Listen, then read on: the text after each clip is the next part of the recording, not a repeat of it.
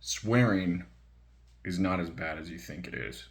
Now, a lot of people have been raised that swearing and cussing is a bad thing, especially people who are Christian. I was raised a Christian. I was raised a Southern Baptist, so you better believe that I was not allowed to swear. But here's the thing, the Bible does not really say swearing is bad. It's a huge misconception, and it's something a lot of people really don't catch on to. Now, there's one verse right off the bat everyone likes to talk about. It's in Ephesians. It's what is it, 4:29, and it says, "Do not let any unwholesome talk come out of your mouths, but only what is helpful for building others up according to their needs, that it may benefit those who listen." Now, right off the bat, this in and of itself, to me, it's very obvious, and this is English. You, here's the thing: if you want to understand the Bible, you have to actually read it in Greek. It is not even.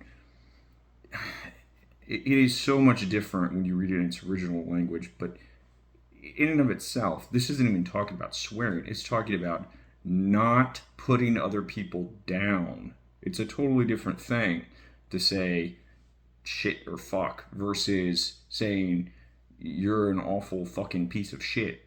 It's two different things. Now, there's a lot of other verses that talk about not to slander, not to allow dirty, filthy words to come out of your mouth, right? You need to look at each of these in context. But I'm going to keep this short. Jesus swore.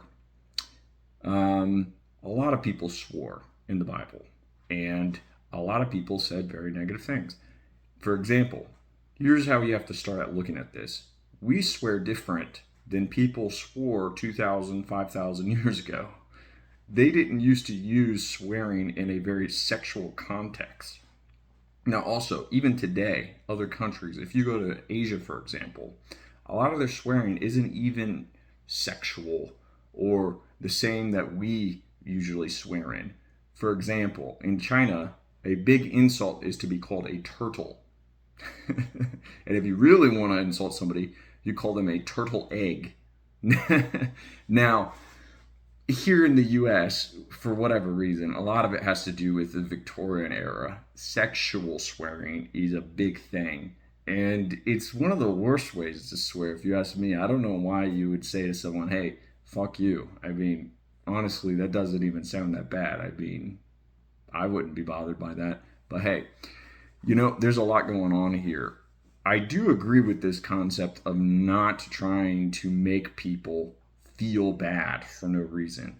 Now, also, I did just say Jesus swore, right? At the time, back in the day, people used to swear by comparing people to animals and wishing acts of violence on each other. So back when Jesus was going to be crucified and Pontius Pilate was asking the crowd, should this man be crucified? They yelled, crucify him. And that in itself was swearing at Jesus and saying to actually kill him. Then also you have Jesus called the Pharisees foxes. This would have been very offensive at the time. And granted, this is all English so far. But there's a lot of stuff that the King James Version of the Bible, they toned it down a lot for the time, and they really avoided a lot of swearing that they considered things to be swearing, especially Proverbs. Proverbs was very sexual. King Solomon talking about, all this lover stuff and everything. But hey, here's the thing. This is key.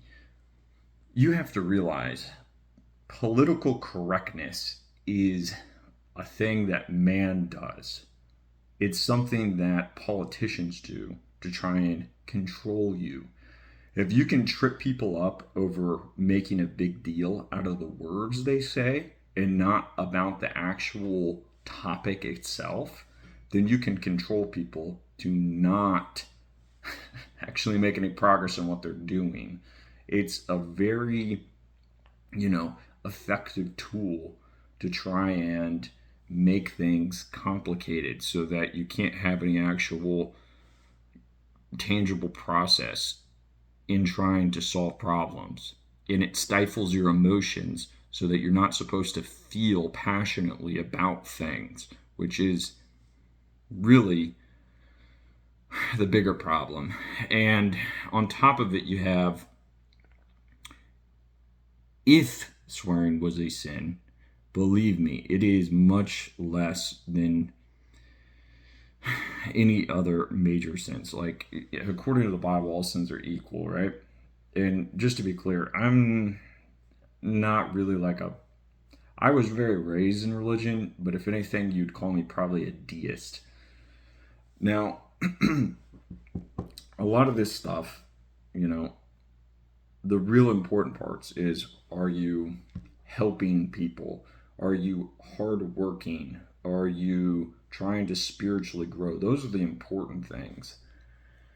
Getting tied up with words is a tactic that really tyrants try to use. For example, you don't want to be somebody who never swears, never dances, right? Because those are bad. But also at the same time, you never go help out people. You never go give to a charity. You never, um, you know, like let's say you cheat a friend, which is worse, cheating a friend or using a swear word. Now, I think a lot of people in today are a lot more comfortable with this idea, but the real point is that your focus should be on becoming a better person. The swearing thing is pretty small. So if you, I am sure I'm going to get hundreds, if not thousands, of people who are going to tell me how wrong I am.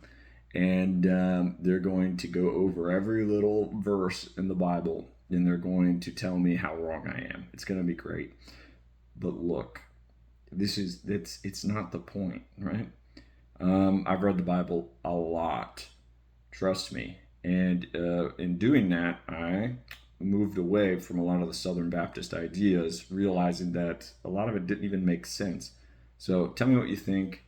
Let me know. And yeah, let the hate comments begin.